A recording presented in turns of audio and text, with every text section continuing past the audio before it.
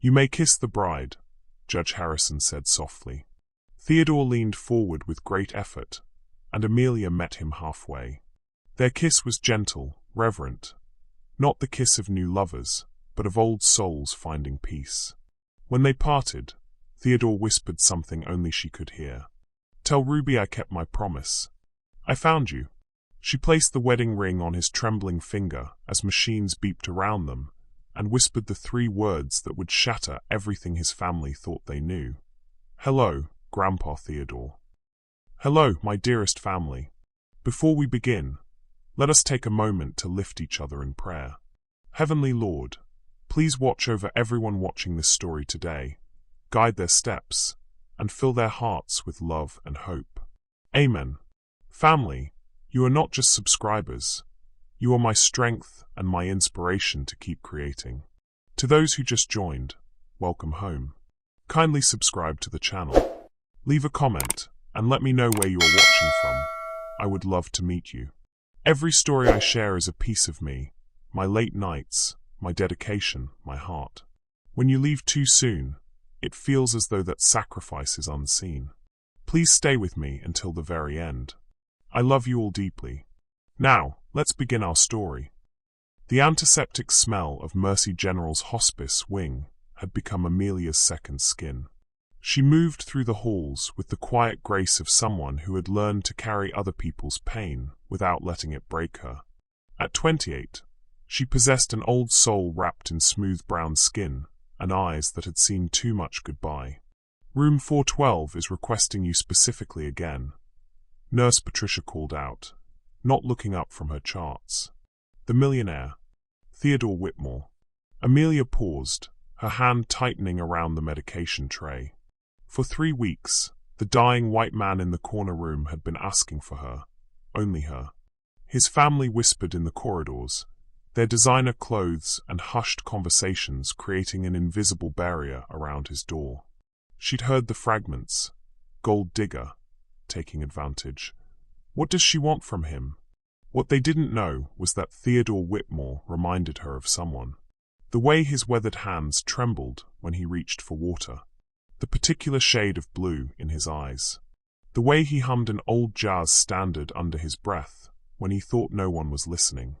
Across town, in a mansion that felt more like a mausoleum, Theodore Whitmore's son Charles paced the marble floors of his father's study. The legal documents spread across the mahogany desk might as well have been written in blood. "He wants to marry her," Charles said to his wife Victoria, his voice hollow with disbelief. "The nurse. Some girl named Amelia Johnson. He's dying, Victoria.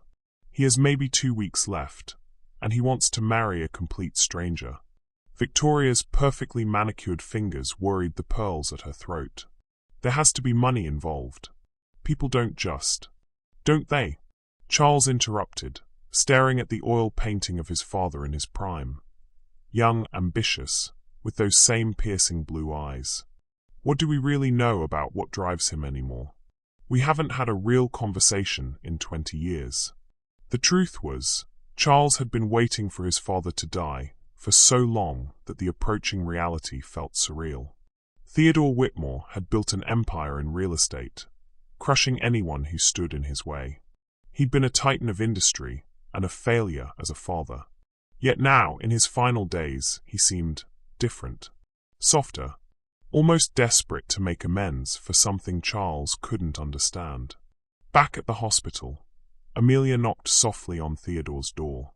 The evening light filtered through the blinds, casting long shadows across his gaunt frame. But when he saw her, his face transformed, the harsh lines softening into something that looked almost like relief. "Amelia," he whispered, and the way he said her name made her chest tighten. "I've been waiting for you." She approached his bedside, noting how his breathing seemed more labored today. The cancer was winning, stealing pieces of him with each passing hour. But his eyes, those impossible blue eyes, remained sharp and focused on her face. "Mr. Whitmore, how are you feeling today?" "Theodore," he corrected gently, as he had every day for 3 weeks. "And I'm feeling grateful. You know, I've been thinking about what you told me. About your grandmother, Amelia's hand stilled on his pulse point. She'd mentioned her grandmother Ruby only once. How she used to tell stories about a man she'd loved and lost during the civil rights era. A white man who'd promised to find her after she was forced to move north, but never did. "The ring," Theodore continued, his voice barely audible. "The one your grandmother described. Silver band with a small emerald. She said he gave it to her before everything changed." Amelia's breath caught. She'd never told him about the ring. Only that her grandmother had waited decades for a letter that never came, dying with stories of a love that transcended the hatred of their time. With shaking hands, Theodore reached into his bedside drawer and pulled out a small velvet box. Inside lay a silver ring with a small emerald, tarnished with age, but unmistakable. "I kept it," he whispered, tears streaming down his weathered cheeks. "All these years, I kept Ruby's ring. I never stopped looking for her, Amelia. But by the time I found her address, she was already gone." The world tilted. Amelia's knees went weak as she stared at the ring. The exact ring her grandmother had described in whispered bedtime stories. The ring from the man she'd called her Theodore. The love she'd never forgotten. "You're him," she breathed. "You're the man my grandmother loved." Theodore nodded, his hand reaching for hers with desperate urgency. "And you're her granddaughter. You have her eyes, her smile. When you first walked into this room, it was like seeing Ruby again at 28. The medication tray clattered to the floor as Amelia sank into the chair beside his bed. 50 years of family stories suddenly made sense. Her grandmother's unexplained sadness every December. The way she'd stare out windows as if waiting for someone.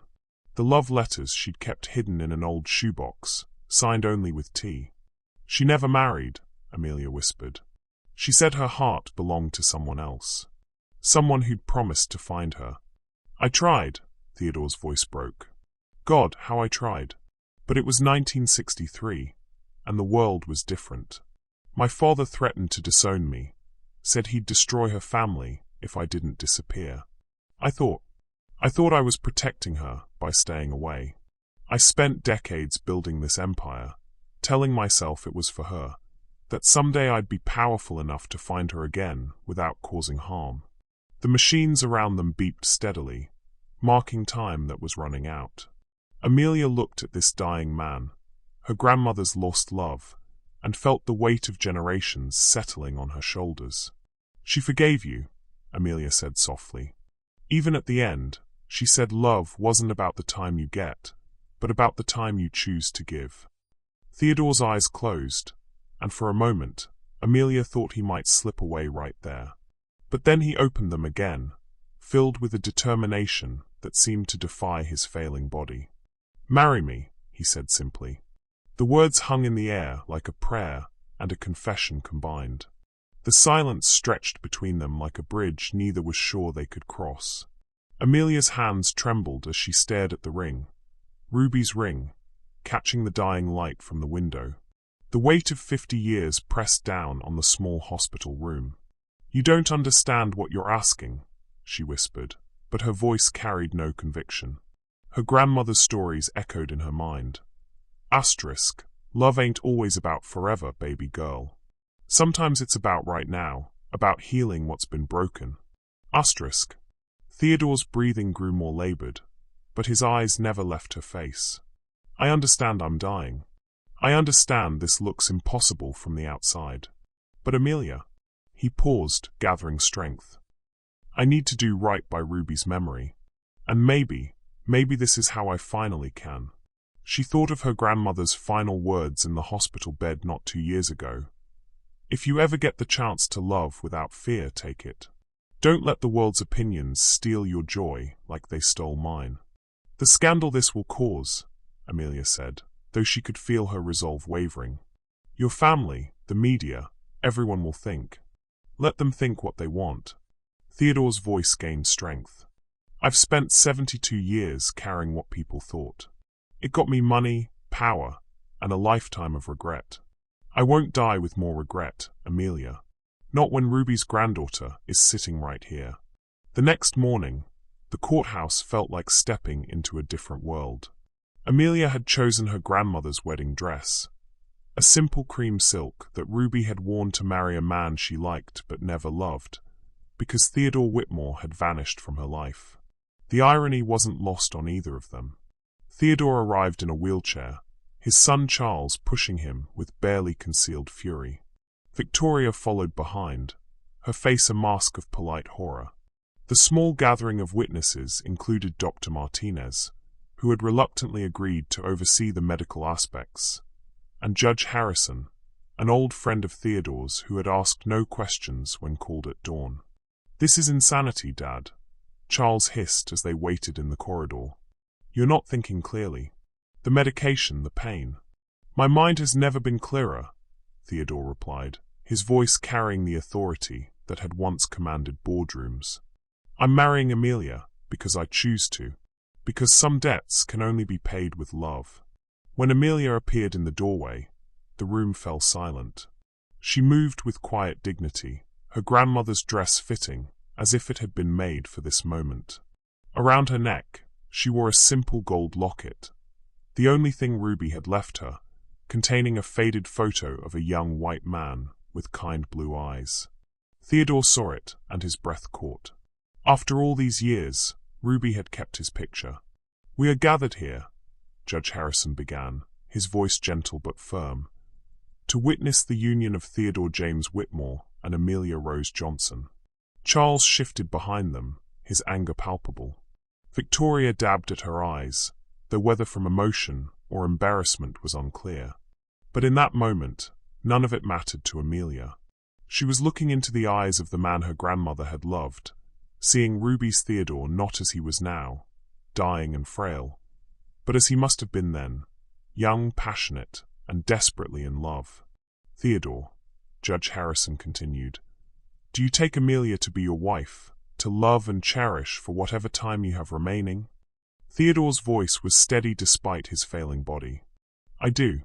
I take her as family, as Ruby's legacy, as the granddaughter I should have known all along." His eyes found Amelia's. "I'm sorry I never found your grandmother. I'm sorry I let fear win. But I'm not sorry for this moment." Tears streamed down Amelia's face as Judge Harrison turned to her. The question hung in the air, and she felt the weight of her grandmother's dreams, her own lonely years, and this impossible chance at closure. "I do," she whispered, then louder. "I do. Not for your money or your name, but for Ruby, for the love story that deserves an ending." When Theodore slipped the emerald ring onto her finger, the same ring he'd given her grandmother decades ago, something shifted in the universe. The metal was warm, as if it had been waiting all this time to find its way home. "You may kiss the bride," Judge Harrison said softly. Theodore leaned forward with great effort, and Amelia met him halfway. Their kiss was gentle, reverent, not the kiss of new lovers, but of old souls finding peace. When they parted, Theodore whispered something only she could hear. "Tell Ruby I kept my promise. I found you." In the corner, Charles watched his father's face transform with an emotion he'd never seen before. Not love, exactly, but something deeper. Acceptance. Peace.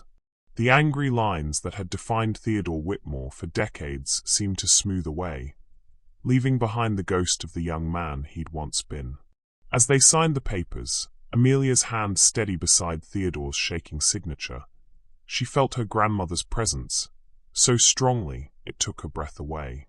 This wasn't the love story Ruby had dreamed of, but it was the resolution she'd never gotten to see.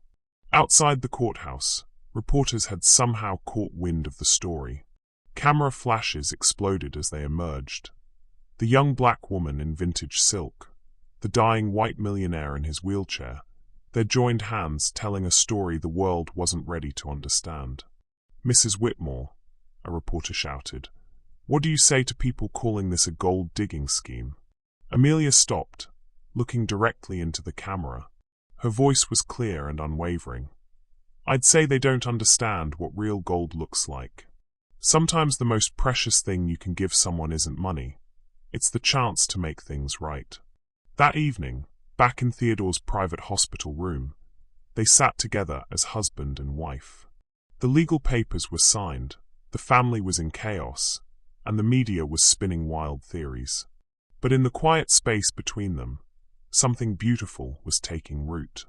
"Tell me about her," Theodore said softly. "Tell me about Ruby's life. The life I missed." And as the sun set over the city, Amelia began to weave the stories that would bridge 50 years of separation, her voice carrying her grandmother's dreams into the heart of the man who had never stopped loving her. Before we continue the story, kindly make sure you have clicked on the subscribe button. This motivates me to bring you more beautiful stories like this. Now let's continue. The Whitmore family emergency meeting convened at 8 a.m. sharp in the mansion's grand library, 3 days after the courthouse wedding. Charles paced behind the leather chairs like a caged predator, while Victoria sat rigid, her coffee cup untouched and growing cold. The family lawyer, David Sterling, spread documents across the mahogany table with the precision of a surgeon preparing for amputation. "There has to be something," Charles muttered, running his hands through his graying hair. "Mental incapacity, undue influence, coercion, anything." "Charles, please sit down," Victoria said quietly, though her own hands betrayed her calm exterior, twisting her wedding ring until the skin beneath turned white. "Pacing won't change what's happened." Sterling cleared his throat. "I've reviewed everything. Your father was of sound mind when he signed the marriage certificate. Dr. Martinez confirmed his mental faculties were intact. And legally," he paused, adjusting his glasses, "the prenup he insisted on is ironclad. She gets the house, a modest trust fund, and healthcare coverage. Nothing more." Charles stopped pacing. "That's it? After everything he built? The bulk of the estate still comes to you, as outlined in his original will." "But Charles," Sterling's voice grew careful, "there's something else. He's added a codicil. If anyone contests the marriage or attempts to have it annulled, they forfeit their inheritance entirely. Everything goes to charity." The silence that followed was deafening. Victoria's cup clattered against its saucer as her hands finally betrayed her composure completely. Meanwhile, at the hospital, Amelia faced her own resistance. Her younger brother Marcus, no, she caught herself. Her younger brother David had driven down from Detroit the moment he'd seen the news. "Mia, what the hell are you thinking?" David cornered her in the break room, his voice a harsh whisper. "You married a dying white millionaire? Do you know how this looks?" Amelia continued preparing Theodore's medications with steady hands, though inside she felt like screaming. "It looks like I'm trying to heal something that's been broken for 50 years. It looks like you've lost your damn mind." David's voice cracked with frustration. Grandma Ruby would be rolling in her grave if she knew. "Don't." Amelia turned to face him, and David stepped back at the fire in her eyes. "Don't you dare speak for her. You didn't listen to her stories like I did. You didn't see her face when she talked about him. Stories, Mia. They were just stories. And now you've married some racist old man who what?" Amelia's voice was dangerously quiet. "Who loved our grandmother so much he kept her ring for 50 years. Who hummed her favorite song every night. Who looked at me and saw her face and started crying."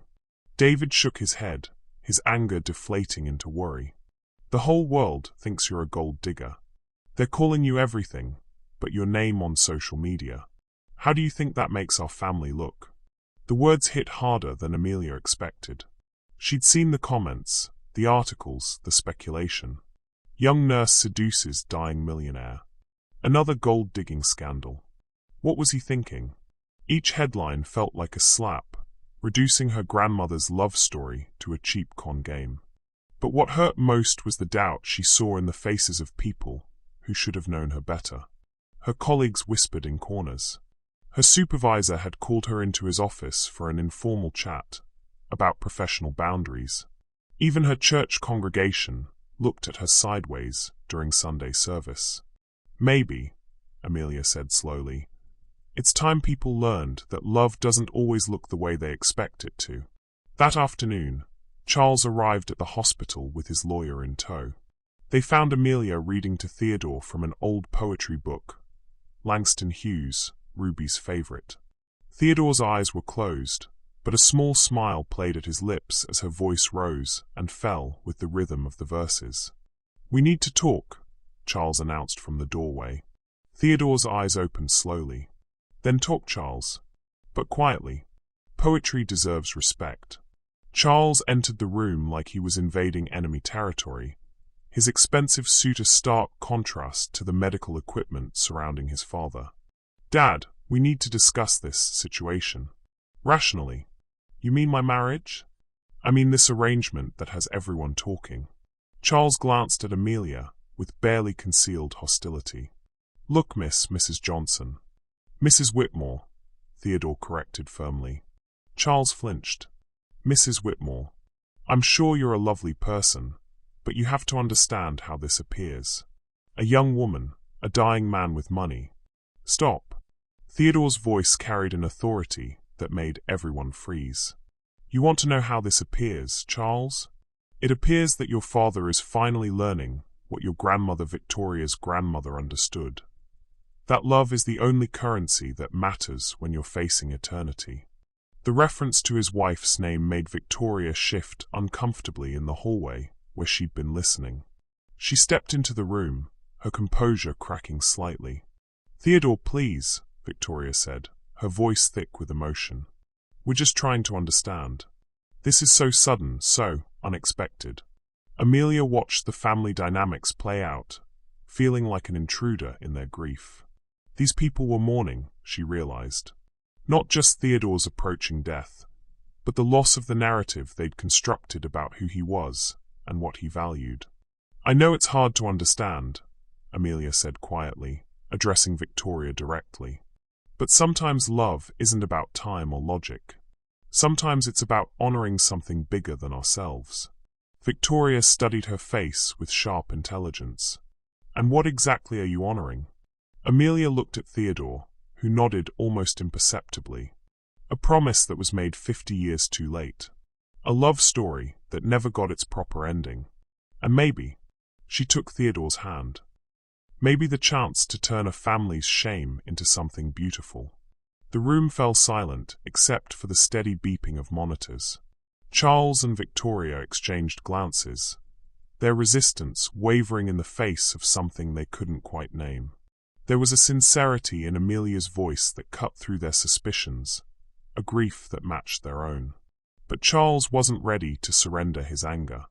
"Beautiful? Dad, you abandoned us for years to build your empire. You missed birthdays, graduations, grandchildren being born. And now, in your final weeks, you're giving your attention to a stranger instead of the son who hasn't visited me in 6 months." Theodore's words were quiet but devastating. "The son who only shows up now because he's afraid his inheritance is threatened?" The accusation hung in the air like a toxic cloud. Charles's face went white, then red, his hands clenching into fists. "That's not. I've been busy with your own life, as you should be." Theodore's voice softened. "I'm not angry, Charles. I'm sad. Sad that I taught you to value the wrong things. Sad that it took dying to realize that all the money in the world means nothing if you haven't learned how to love properly." Amelia felt the family fracturing around her, their decades of unspoken hurt spilling into the sterile hospital air. She understood now why Theodore had been alone when she'd first met him. This family had been broken long before his cancer diagnosis. "I should go," she said quietly, starting to rise. "No." Theodore's grip on her hand tightened with surprising strength. "You're my wife now. This is your family too, for whatever time we have left." The words sent shockwaves through the room. Charles stepped backward as if he'd been slapped, while Victoria's composure finally cracked completely. Tears she'd been holding back for days began to fall. "Your wife," Victoria repeated hollowly. "A woman you've known for 3 weeks is your wife, but we're nothing to you anymore." "You're everything to me," Theodore said, his voice breaking. "You're my son, Charles. You're the daughter-in-law who gave me grandchildren I barely know.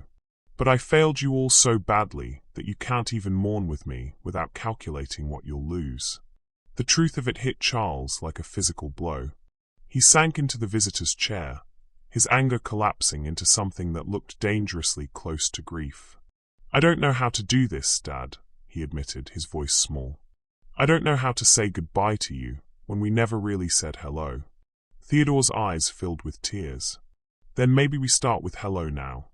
Outside the room, the hospital staff tried to pretend they weren't witnessing a family's disintegration. Nurses hurried past the doorway, but Amelia caught the whispers. Can you believe she actually went through with it? What kind of person marries a dying man for money? She seems nice, but still. The weight of judgment pressed down on her from every direction. Her phone buzzed constantly with calls from reporters, distant relatives wanting gossip, and friends questioning her sanity. Even her pastor had called, his voice carefully neutral as he offered to counsel her through this difficult time. But when she looked at Theodore, really looked at him, she saw her grandmother's stories come to life. The way he hummed unconsciously when he was content. The gentle way he touched the emerald ring now on her finger. The tears that came whenever she mentioned Ruby's name. I need some air, Amelia announced, needing to escape the suffocating tension. Theodore nodded. Charles, go with her. Make sure she's safe. The reporters.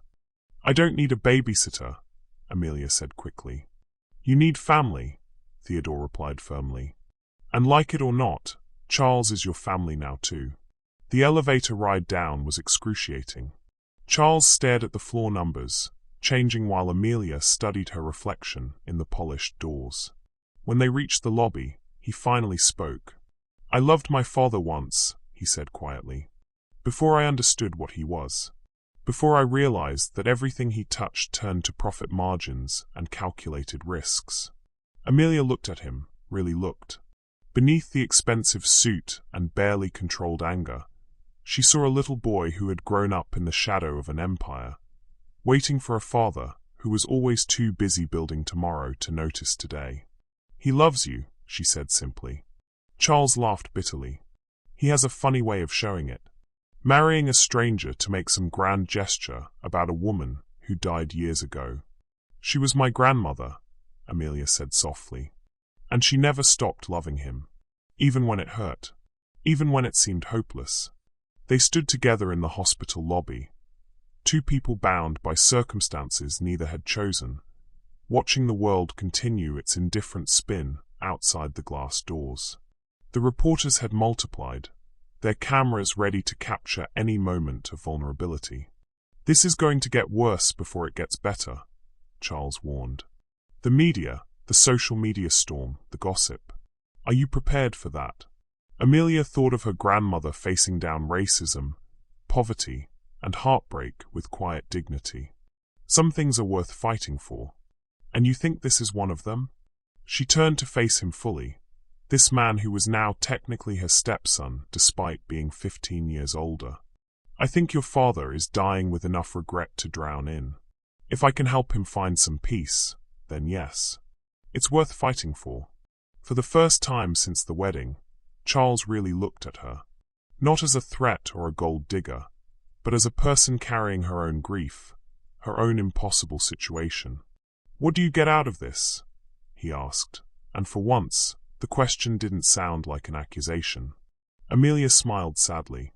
The chance to keep a promise my grandmother never got to keep. And maybe. She paused, watching a young couple walk past holding hands, their whole lives ahead of them. Maybe the chance to show the world that love isn't always about what makes sense. Sometimes it's about what makes things right. As they prepared to face the cameras and return to Theodore's room, neither of them realized that their conversation had been overheard by someone whose presence would change everything yet again. How do you think family loyalty should be balanced with personal growth and healing? Sometimes the hardest person to forgive is someone we love. Drop your thoughts below. The storm hit Chicago with the fury of a betrayed lover, grounding flights and shutting down highways, just as the media circus around Theodore's marriage reached fever pitch. What should have been a brief hospital visit for the family stretched into an indefinite stay when the roads became impassable sheets of ice. Amelia found herself trapped in Theodore's private suite with his family, the four walls becoming a pressure cooker of unspoken resentments and forced civility. Victoria had claimed the small couch. Charles paced by the window, watching the snow pile against the glass, and Amelia sat beside Theodore's bed, holding his hand as his breathing grew more labored. "The irony is almost poetic," Theodore murmured, his voice weak but touched with dark humor.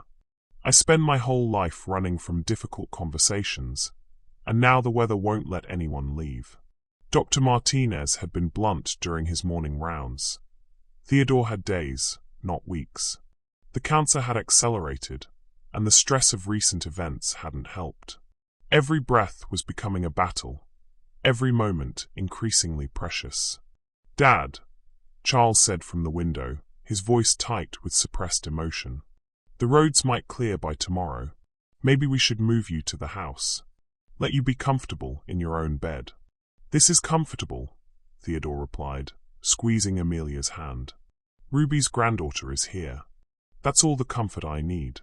Victoria looked up from her magazine, the same page she'd been staring at for 20 minutes. "Theodore, can I ask you something? Without anger, without judgment."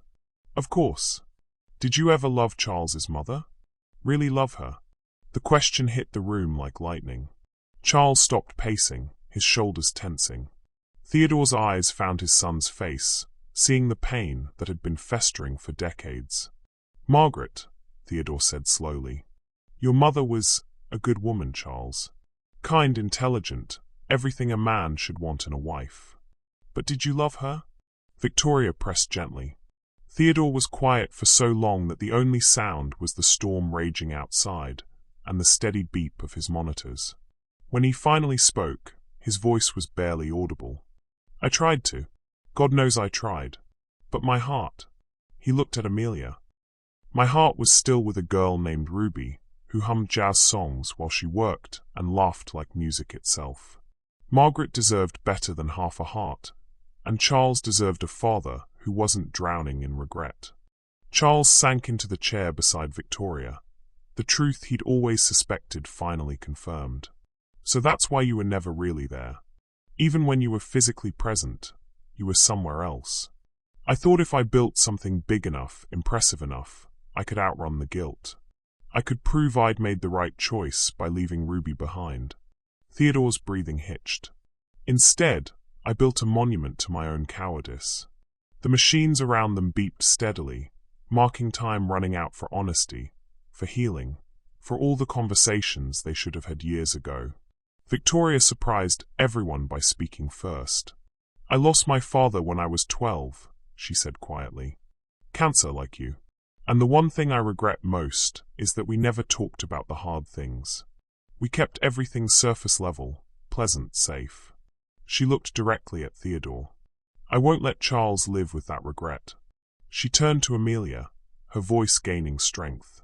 "I need to know, and I'm asking as someone who's about to lose a father-in-law I never really knew. What are your intentions?" "Really?" Amelia had been dreading this moment, but looking at Victoria's tear-stained face, she realized the question came from pain, not malice. "My intention," Amelia said slowly, "is to make sure he doesn't die alone. My intention is to honor my grandmother's memory by giving her love story the ending she never got to see." She paused, looking around the room. "And maybe to help all of you say the things you need to say before it's too late." The honesty in her voice seemed to crack something open in the room.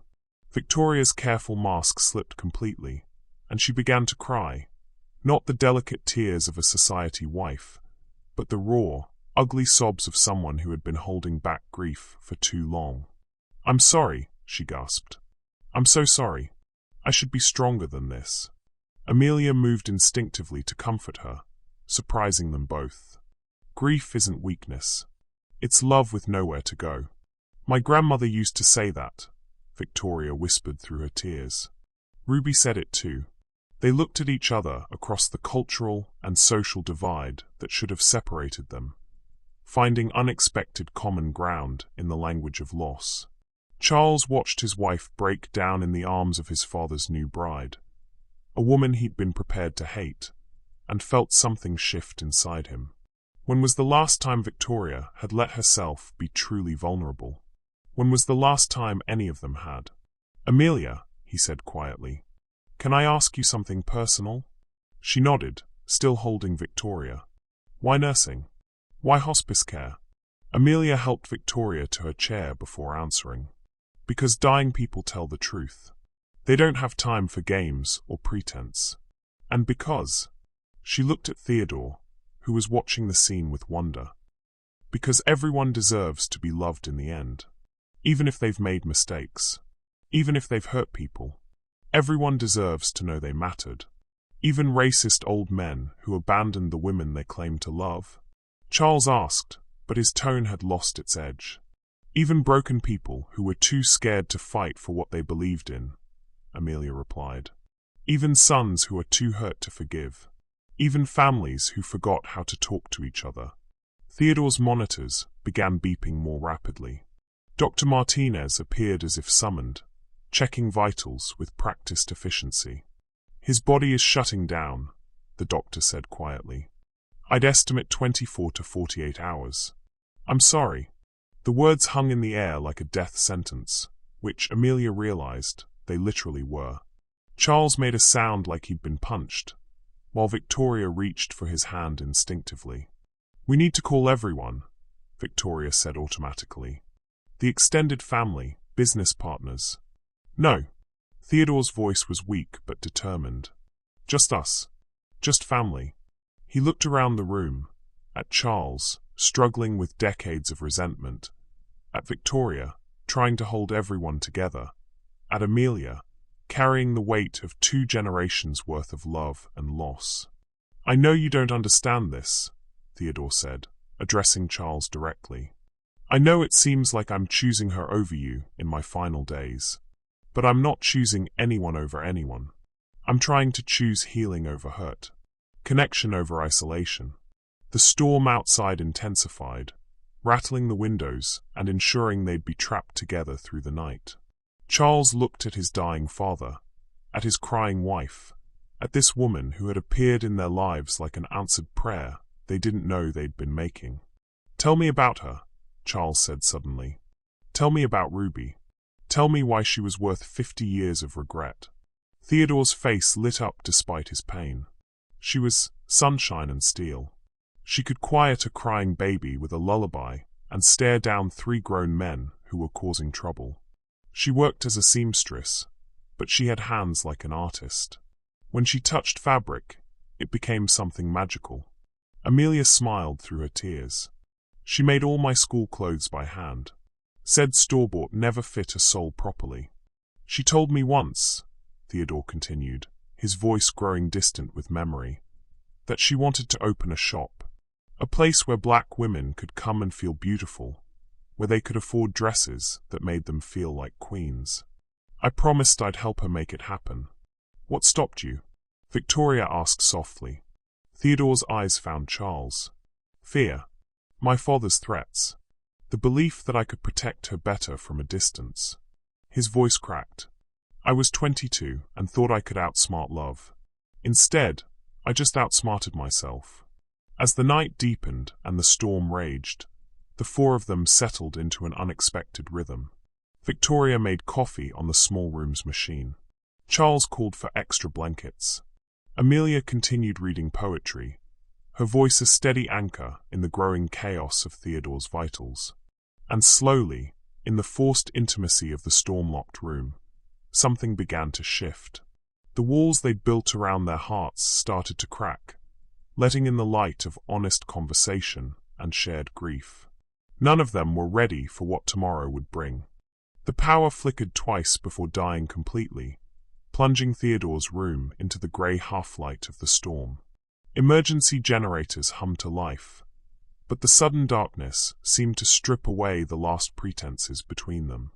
In the dim glow of battery-powered monitors, shadows danced on the walls like ghosts demanding to be heard. "I need to tell you something," Theodore whispered, his voice urgent despite his weakness. About why I really left Ruby. About what really happened in 1963. Amelia leaned closer, her heart hammering. She'd grown up with fragments of the story, her grandmother's careful omissions, the way Ruby's voice would change when she spoke of her Theodore. But there had always been pieces missing, gaps that never quite made sense. Charles and Victoria moved closer too, drawn by the gravity in Theodore's tone. Whatever was coming would matter to all of them. Ruby was pregnant, Theodore said, the words falling like stones into still water. She was carrying my child when my father found out about us. The room went completely silent except for the storm battering the windows. Amelia felt the earth shift beneath her, grandmother's stories realigning themselves into a new, devastating pattern. "What happened to the baby?" she whispered, though part of her already knew. Theodore's eyes closed, and for a moment she thought he might not answer. When he spoke again, his voice carried 50 years of grief. "My father, Harrison Whitmore, owned half the judges in Chicago back then. He had Ruby arrested on false charges, theft from the department store where she worked. Said she'd stolen fabric." Theodore's breathing grew ragged. "While she was in jail, she lost the baby. The stress, the conditions, the fear." "No." Amelia's voice broke as the pieces fell into place. "Grandma Ruby never told me she'd been pregnant. She never. She protected you from that pain.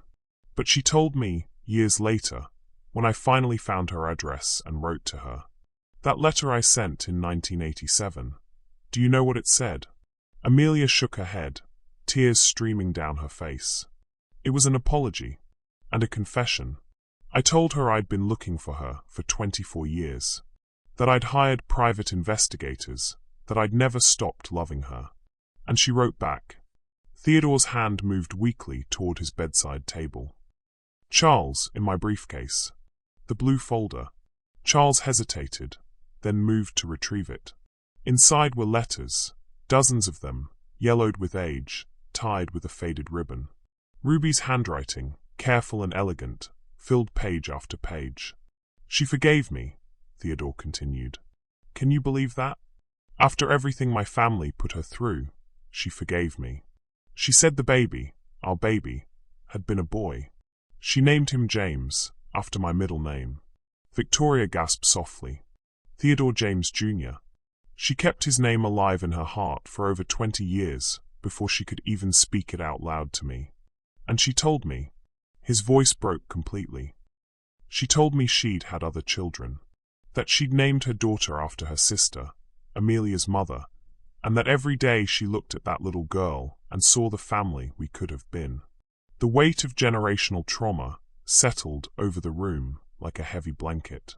Amelia understood now why her grandmother had always seemed to carry invisible sadness, why she'd sung lullabies to babies who weren't there, why she'd saved every letter and kept every memory. "There's more," Theodore whispered. "Charles, look at the back of that folder." Charles pulled out a manila envelope, unmarked and sealed. With trembling fingers, he opened it to reveal photographs, old Polaroids and professional portraits spanning decades. The first image made everyone freeze. Ruby as a young woman, radiant and pregnant, standing in front of a small shop with Ruby's boutique painted on the window. "She did it," Theodore said with fierce pride. "She opened her shop.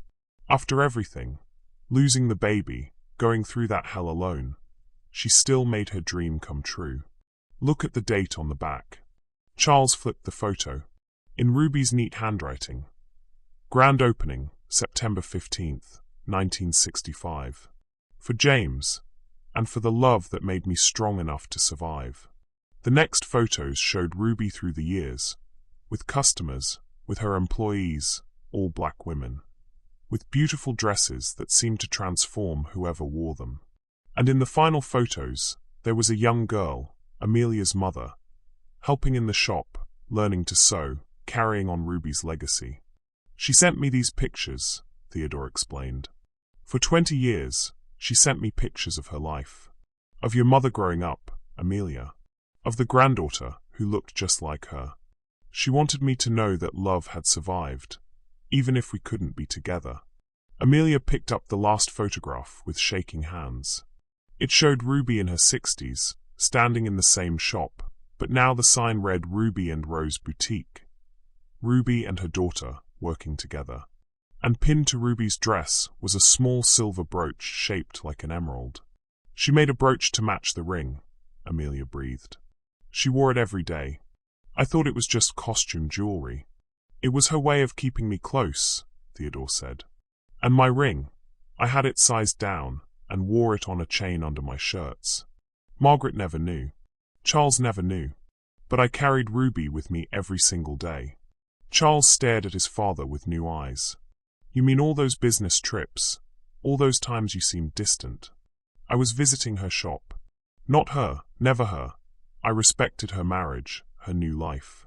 But I'd drive by sometimes, just to see the place she'd built. To know she was thriving. Theodore's voice grew stronger with memory. Your mother thought I was having an affair. She hired a private investigator. Victoria leaned forward. What did they find? That her husband spent his lunch breaks sitting in his car outside a black-owned boutique, crying. Theodore's laugh was bitter. Margaret confronted me about it once. I told her the truth, that I'd lost someone I loved and couldn't let go. She said she could live with loving a man who grieved, but not one who lied about it. The revelations were coming too fast, reshaping everything they thought they knew about their family history. Charles picked up another letter, this one more recent, dated just 3 years ago. Dear Theodore, he read aloud, I'm writing to tell you that my granddaughter Amelia has become a nurse. She works with people who are dying, and she has your gift for making people feel less alone. I thought you should know that your gentle spirit lives on, even in ways you never imagined. Charles looked up at Amelia with wonder. She was updating him about you. For years. Ruby knew I was sick before I did, Theodore admitted. She could always sense things others missed. Her last letter came 2 months before my diagnosis. She said she felt in her bones that our story wasn't finished yet. The storm outside seemed to pause, as if the universe itself was listening. In the sudden quiet, Victoria asked the question they were all thinking. How did Ruby know Amelia would find you? Theodore smiled, the expression transforming his gaunt features. She didn't. But she believed in something bigger than coincidence. She used to say that love was like water. It always finds a way to flow back to where it belongs. Amelia stared at the letters, at the photographs, at this dying man who had carried her grandmother's memory like a sacred flame for 5 decades. The weight of destiny pressed down on her, making it hard to breathe. She planned this, she realized aloud. Not consciously, but she guided me to hospice work. She told me stories about lost love and second chances. She made sure I knew about the ring, about the songs, about the man she'd never forgotten. And she made sure you'd recognize him when you found him, Victoria added softly. Charles set down the letters, his anger finally exhausted. So this isn't about money. It's not even really about marriage. It's about keeping promises that couldn't be kept the first time, Amelia finished. It's about love surviving even when people can't. Theodore's monitors began beeping more urgently. Dr. Martinez appeared instantly, checking readings with growing concern. His blood pressure is dropping, the doctor said quietly. I need to increase his medication, but... He looked around the room at the family gathered in the storm-darkened space. You should prepare yourselves. This could be happening faster than we anticipated. The reality hit them like a physical blow. Charles moved to his father's other side, taking his free hand. Victoria stood behind him, her hand on his shoulder. They formed an unlikely circle around the dying man and his new bride, bound together by circumstances none of them could have imagined. Dad, Charles said, his voice thick with emotion, I need you to know, I'm proud of you. For this. For finally choosing love over fear. Theodore's eyes filled with tears. I'm proud of you too, son. For being a better man than I ever was. For giving your children the father I never learned how to be. As the storm raged outside, and the machines fought to keep Theodore alive, Amelia felt her grandmother's presence, so strongly it was almost visible. Ruby was here, in this room, in this moment, finally seeing her love story reach its long-awaited conclusion. But there was still one more secret waiting to be revealed. One that would change everything they thought they understood about family, about loss, and about the mysterious ways that love finds its way home. The letter Charles held in his hands was dated just 2 weeks ago. Ruby's final message, delivered after her death by a lawyer who'd been holding it for safekeeping.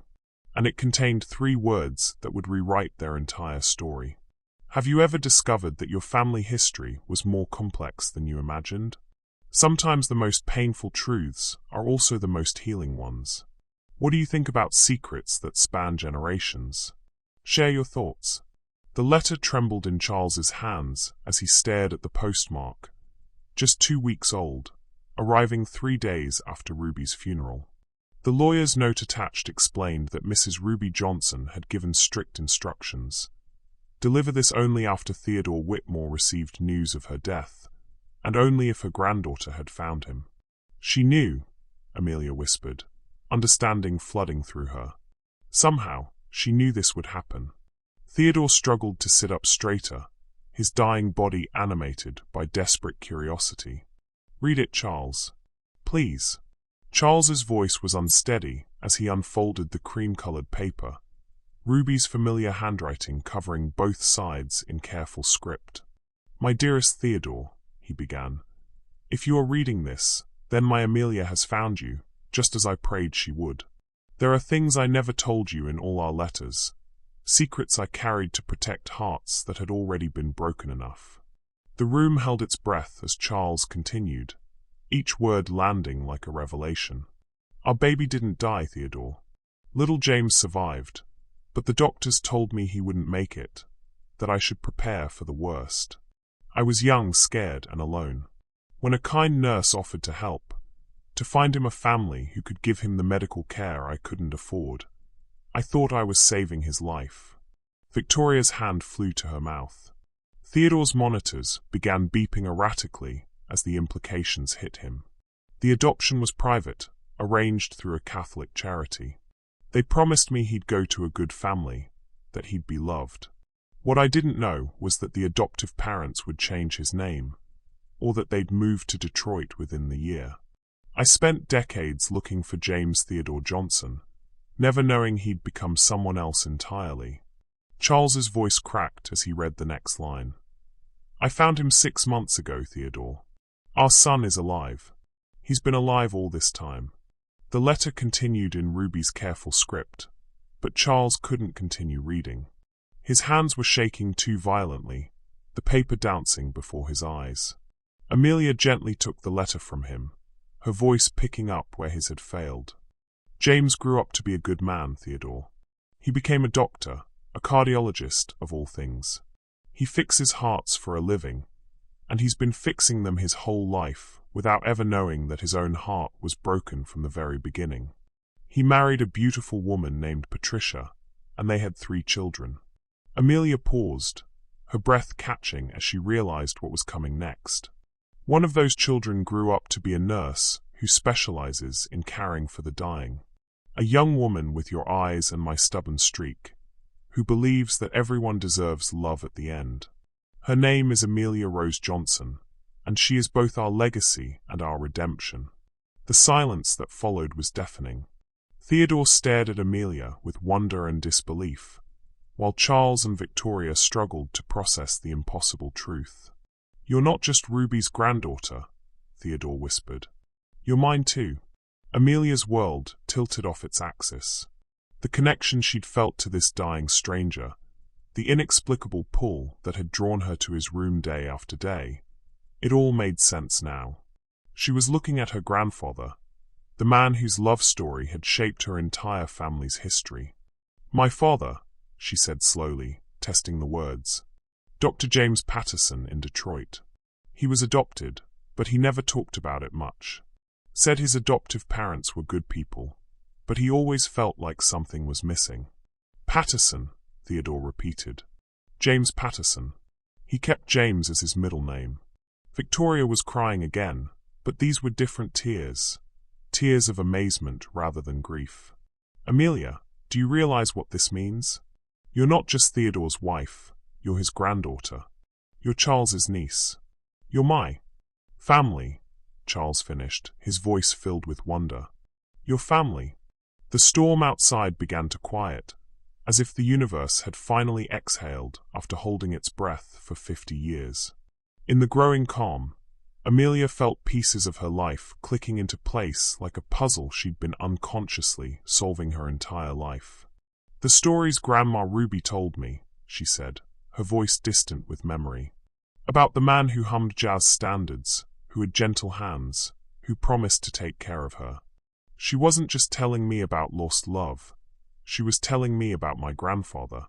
Theodore reached for her with trembling hands, touching her face as if trying to memorize every feature. You have his nose, he said softly. James had your nose, even as a baby. And Ruby's mouth, that stubborn little chin when you're determined about something. All this time, Amelia whispered, I thought I was just a hospice nurse who happened to connect with a patient. But I was coming home. Charles stood abruptly, pacing to the window where the storm was finally beginning to clear. When he turned back, his face was transformed, the anger and suspicion replaced by something that looked like relief. Do you know what this means? He asked, his voice gaining strength. Dad, you didn't abandon your family. You've been carrying us with you all along. And Amelia, he looked at her with new eyes. You didn't marry a stranger. You married your grandfather. The absurdity and beauty of it hit them all at once. Victoria began laughing through her tears, a sound of pure amazement. This is the most ridiculous, beautiful, impossible thing I've ever heard. There's more, Amelia said quietly, pulling out her phone. If my father is really your son, then. She dialed a number with shaking fingers. Dad, it's Mia. I need you to sit down. I have something to tell you that's going to sound crazy. The conversation that followed was surreal. Dr. James Patterson in Detroit, listening to his daughter explain that the white millionaire she'd married was actually his biological father. That the grandmother who'd raised him had been in love with this man for over 50 years. That everything he'd wondered about his origins suddenly had answers. Put him on speaker, Theodore requested weakly. When James Patterson's voice filled the room, deeper than Theodore's but carrying the same gentle cadence, the dying man closed his eyes and smiled. James, Theodore said simply. My son. James's voice cracked over the phone. I always wondered. The adoption records were sealed, but I used to dream about parents who might have loved me. I never imagined. We loved you from the moment we knew you existed, Theodore said firmly. Losing you nearly destroyed us both. Ruby spent the rest of her life looking for you, and I spent mine trying to become worthy of the love I'd thrown away. Victoria moved to sit beside Amelia on the small couch, taking her hand. So you're my stepdaughter and my sister-in-law and my husband's niece all at once. Is that even legal? Amelia asked, laughing despite herself. Love this complicated probably breaks several laws, Charles said, but he was smiling for the first time in days. Dad, does this mean I have a brother I've never met? It means you have a brother who's been wondering his whole life if he had family somewhere, Theodore replied. James, are you still there? I'm booking a flight, came the voice from Detroit. Storm or no storm, I'm coming to meet my father. As they made plans for James to arrive, sharing phone numbers and promises to connect, something magical happened in that storm-darkened room. The forced proximity that had begun as awkward tension transformed into something precious. The tentative first steps of a family learning to love each other. Theodore pulled out another item from his bedside drawer, a small photo album, worn from years of handling. Ruby sent me pictures of all of you, he said, opening it carefully. James's medical school graduation, Amelia's nursing school ceremony, Charles's wedding to Victoria, your children's first steps. The photos told the story of lives lived parallel to each other, connected by invisible threads of blood and love. Ruby had been the keeper of the family's heart, maintaining connections that others couldn't see. She never let any of us be truly alone, Amelia realized. Even when we thought we were. Victoria studied a photo of herself at her own wedding, taken from a distance, but with clear love. How did she even get these pictures? Ruby had her ways, Theodore smiled. She hired her own investigators. She attended your public events from the back rows. She made sure I knew every milestone, every joy, every sorrow. Charles found a photo of his children's last Christmas concert. Ruby's handwriting on the back. Your grandbabies have your musical ear. The little one hummed Summertime, just like you used to. She was watching over all of us, Charles said with wonder. Like some kind of guardian angel. Not an angel, Amelia corrected softly. Just a grandmother who understood that love doesn't die just because people are separated. It finds new ways to grow. The power flickered back on, but none of them moved to turn on the harsh overhead lights. The gentle glow of the bedside lamp felt more appropriate for the sacred space they'd created. A space where secrets had become revelations, where resistance had melted into acceptance. Theodore's breathing was growing shallower, but his eyes were brighter than they'd been in weeks. Amelia, will you call your father again? I want to tell him about Ruby's letters, about how proud she was of the man he became.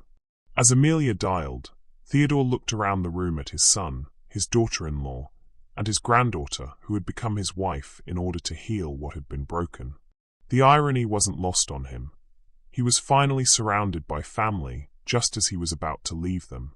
But maybe, he thought as James's voice filled the room again, and Charles moved closer to listen, maybe that was exactly how it was supposed to happen. Maybe some love stories aren't about staying together. They're about making sure love survives, even when people can't. Outside, the storm was clearing, revealing a world washed clean and sparkling with new possibilities. The peace lasted exactly 18 hours. Dr. James Patterson's flight from Detroit had been delayed by the storm's aftermath, leaving him circling Chicago's airports while his newfound family waited in anxious anticipation. Theodore's condition had stabilized overnight, as if the revelations had given him renewed purpose, a reason to fight death a little longer. Then the morning news broke everything apart. Dying millionaire's marriage scandal. Family claims elder abuse, scrolled across the bottom of every news channel. The story had metastasized beyond a simple marriage announcement into a full-blown media-feeding frenzy, complete with legal experts debating elder abuse laws and social commentators discussing racial dynamics in wealth inheritance. But the devastating blow came from an unexpected source. Victoria stood frozen in front of the television in Theodore's room, her face white as parchment. The reporter was interviewing someone via video call, a woman with silver hair and bitter eyes who spoke with the authority of someone used to being believed. "That's Margaret's sister," Victoria whispered. "Charles, that's your Aunt Patricia." On screen, Patricia Whitmore Collins was painting a picture of systematic manipulation. Theodore Whitmore is a vulnerable man in the final stages of terminal cancer.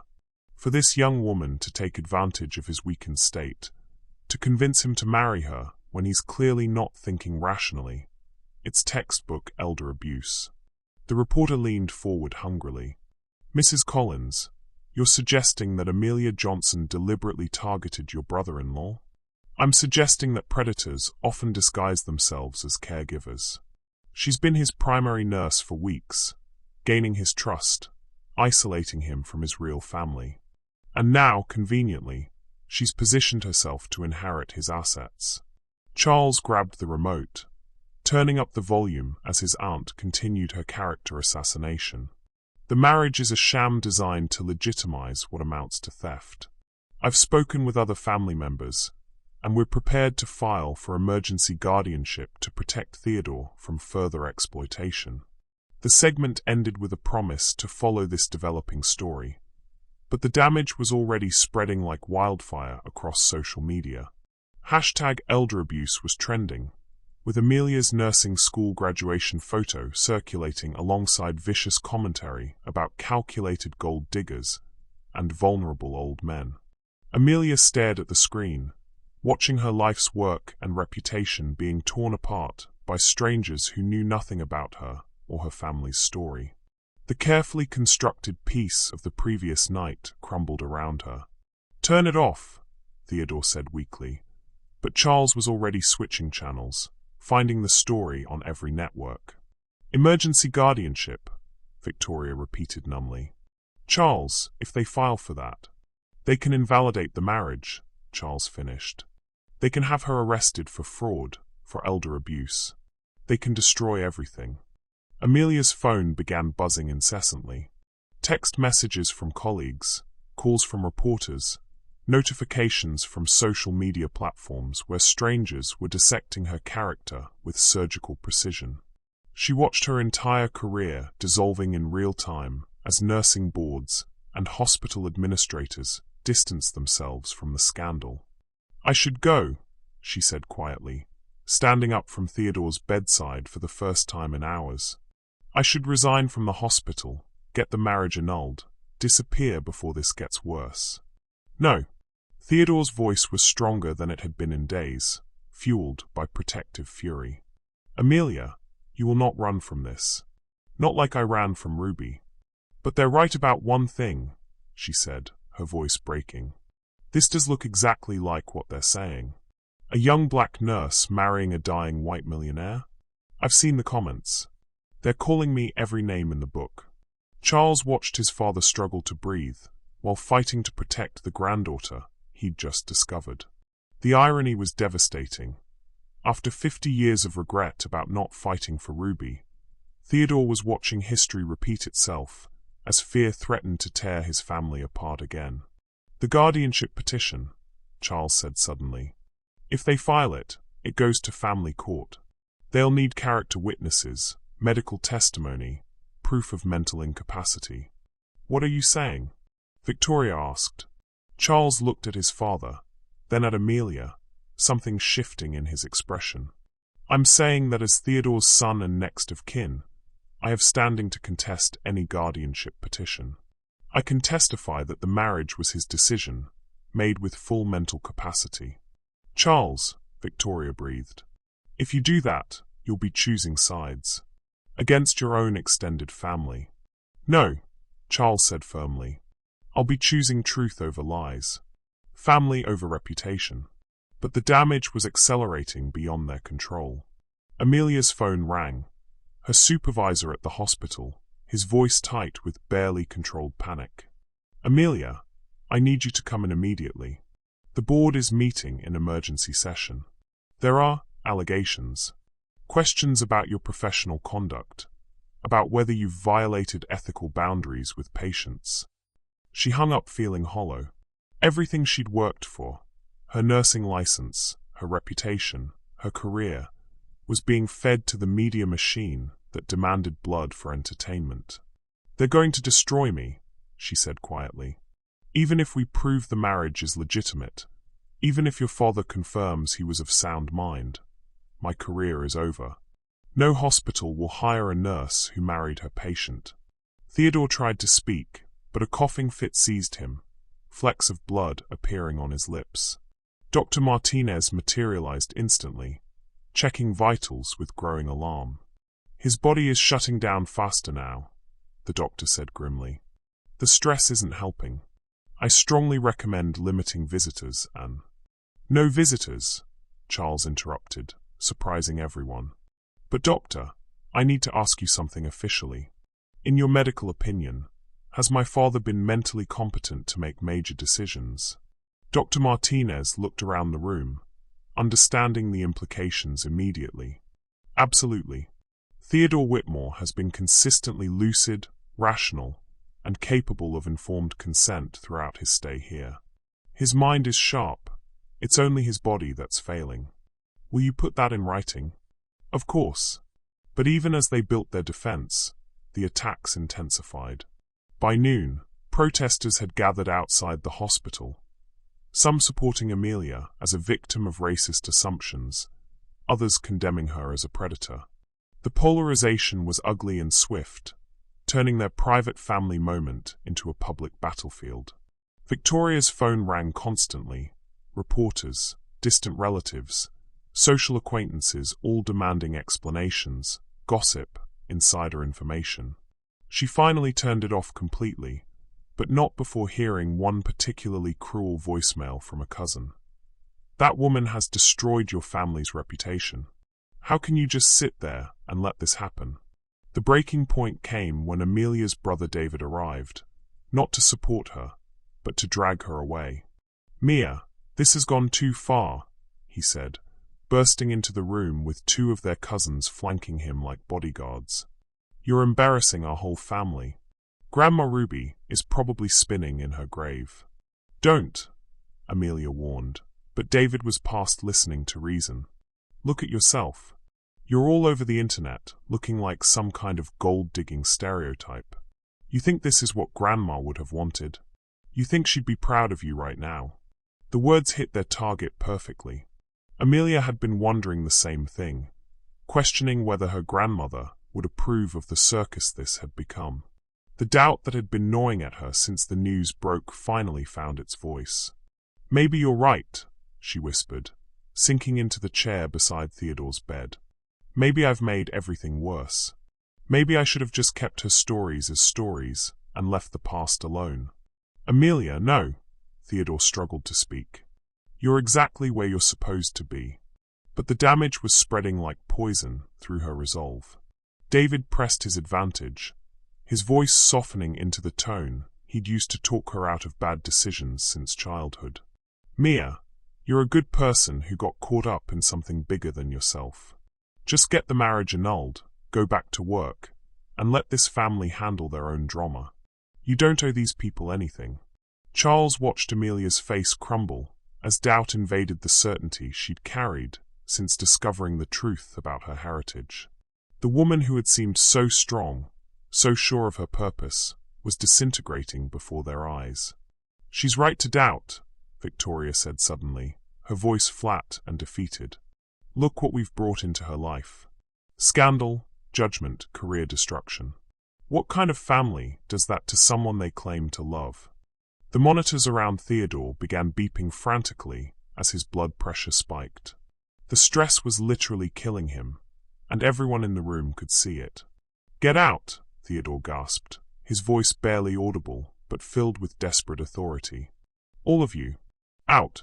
Let me die in peace if you're all going to give up on what we've found here."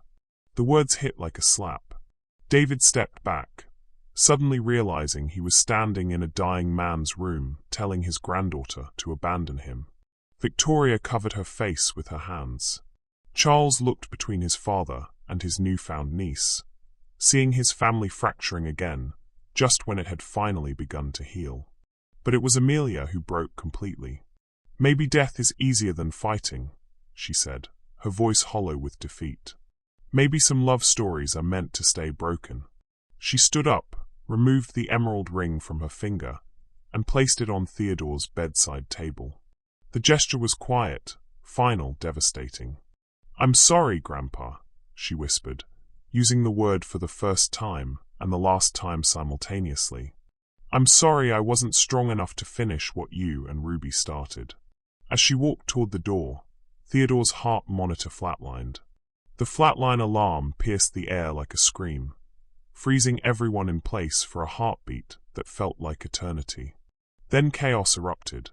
Dr. Martinez burst through the door with a crash team, pushing past David and the cousins as machines wheeled in and hands moved with practiced urgency.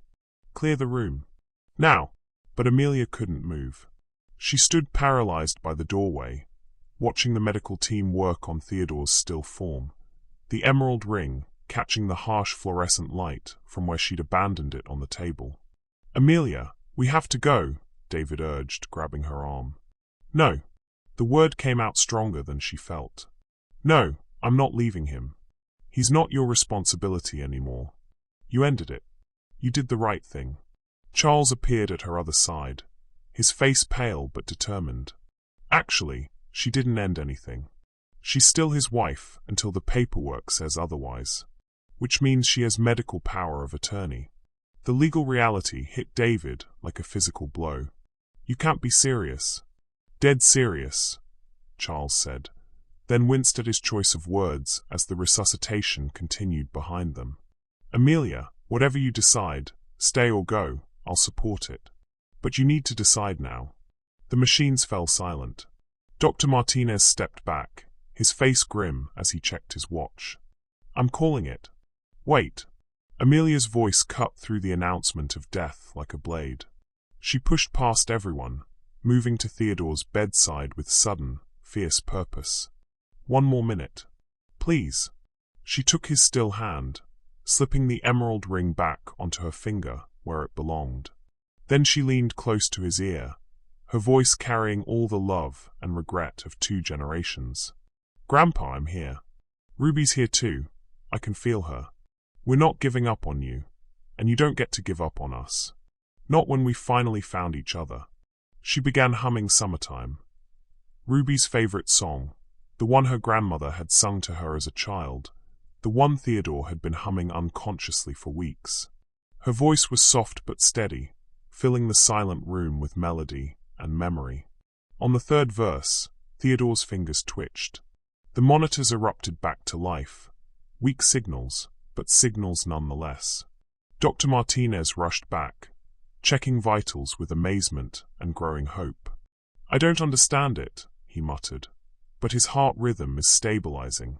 Theodore's eyes fluttered open, finding Amelia's face immediately. Did I miss anything important? He whispered, his voice like sandpaper, but carrying unmistakable warmth. Amelia laughed through her tears, the sound carrying joy and relief and overwhelming love. Just me remembering who I am.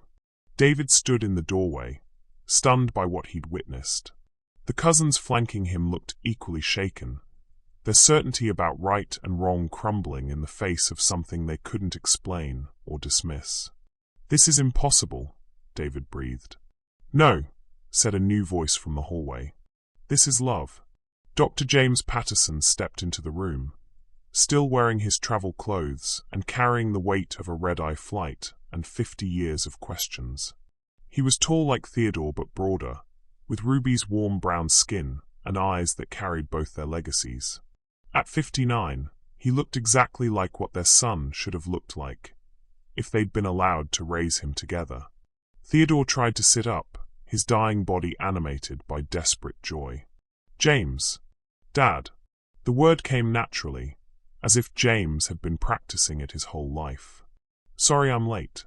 I stopped to bring someone with me. He stepped aside, revealing a woman in her 60s with silver-streaked hair and Ruby's unmistakable smile. She moved into the room with quiet dignity, carrying a small suitcase and an aura of calm strength. This is Dr. Patricia Patterson, James said. My wife. And she brought something I think you all need to see.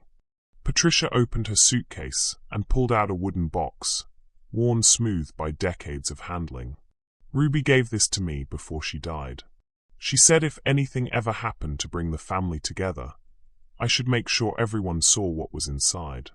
She opened the box to reveal hundreds of letters, not just the ones Theodore had sent to Ruby over the years, but copies of letters Ruby had sent to others. Letters to adoption agencies, searching for James. Letters to private investigators, trying to track Theodore's family. Letters to Amelia's mother, explaining why certain songs made her cry. And at the bottom, a letter addressed to all of them, sealed and dated just 1 week before Ruby's death. She knew, Patricia said simply. Somehow, she knew this day would come. Charles took the letter with trembling hands, breaking the seal that had waited months for this moment. Ruby's final words were written in a hand that shook with age, but not with uncertainty. To my beloved family, both the one I raised and the one I lost. If you are reading this together, then love has finally won. I spent my whole life believing that some mistakes are too big to fix, some pain too deep to heal. I was wrong. Theodore, my darling boy who never stopped being 22 in his heart. You did nothing wrong. We were children caught in a world that wanted to keep us apart, and we did the best we could with impossible choices. Charles, son of my heart though not my body, your father's love for me never diminished his love for you. It just got lost in guilt and regret. He built his empire, not to replace the family he lost, but to prove himself worthy of the one he had.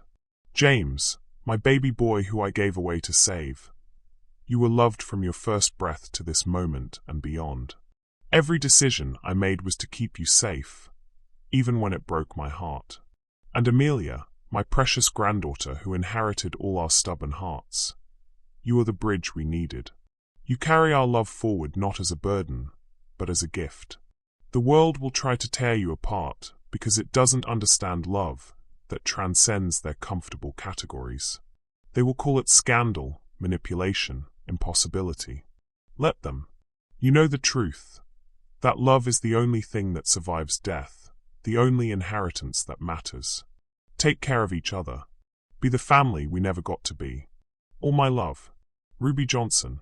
The letter fell silent, but its impact reverberated through the room like an earthquake. David, who had come to drag his sister away from what he saw as a mistake, found himself face to face with a love story that had shaped 3 generations. Outside, reporters were still gathered, feeding on the scandal and controversy. Inside, a family was learning what Ruby had always known, that love doesn't follow rules or timelines or social expectations. It simply endures, waiting for the moment when hearts are finally ready to receive it. But the external pressure was mounting.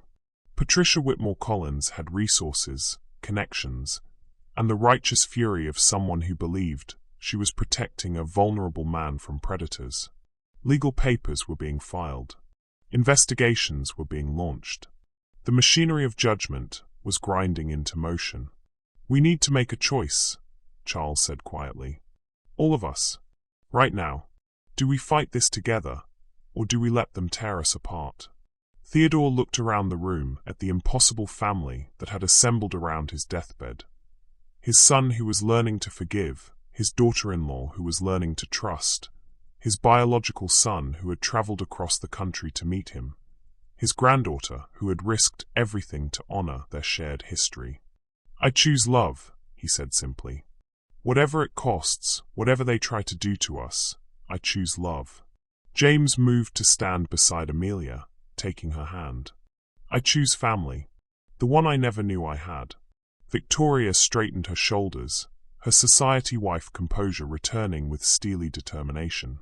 I choose truth, even if it's messier than lies. All eyes turned to Charles. He looked at his father, dying but more alive than he'd seemed in years. He looked at Amelia, this woman who had walked into their lives and somehow made them whole. He thought about his children, who would grow up knowing this story, and what lesson he wanted them to learn about courage and love. I choose to fight, Charles said firmly. For Dad, for Ruby's memory, for the family we're just learning how to be.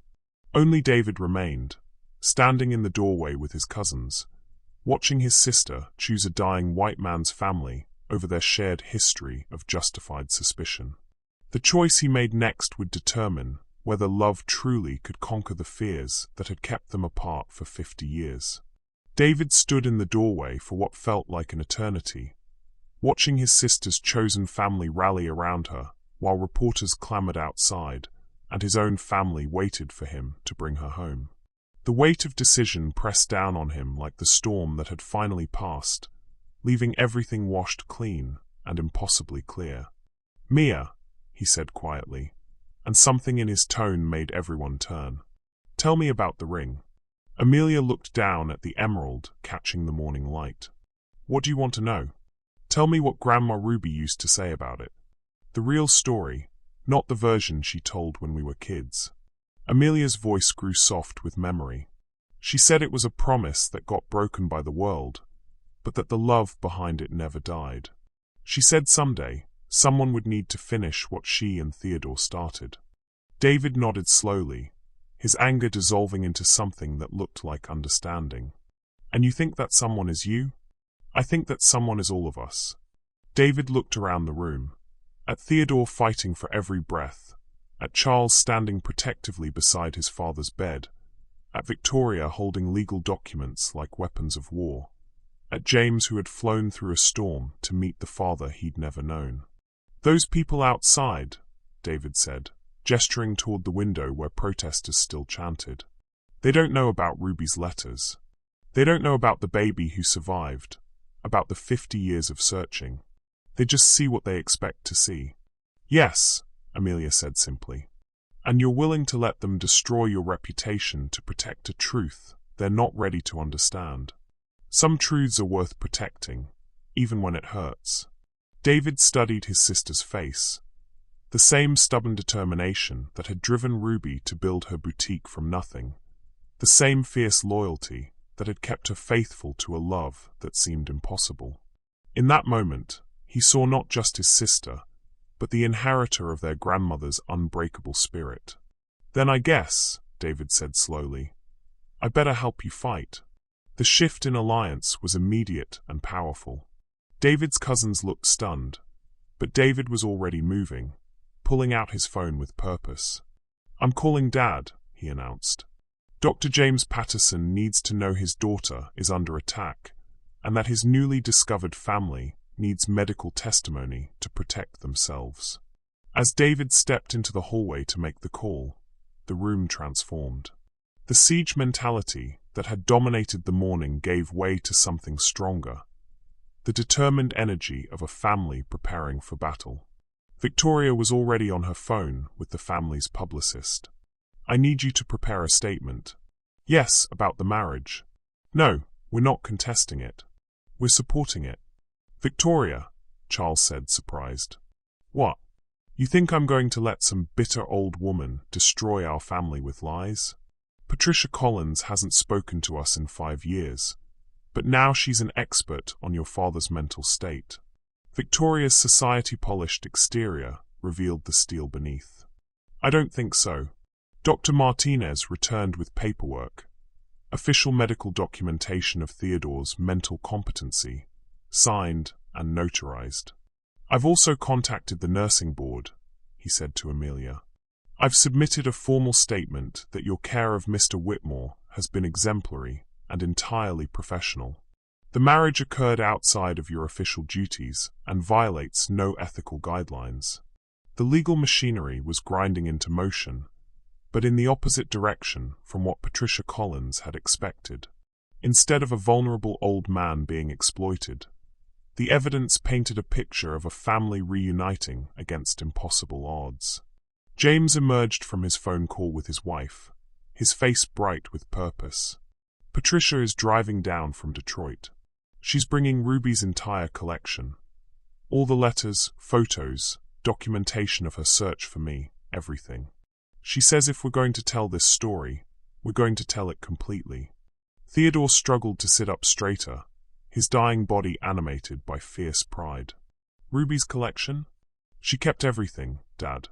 Every letter you sent, every photo she could find of our family, every piece of evidence that proved your love story was real.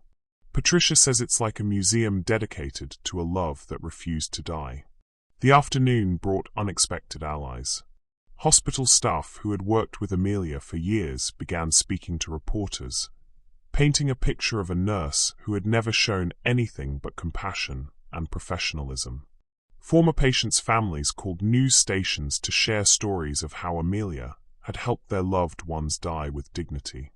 But the most powerful moment came when Charles faced the cameras directly.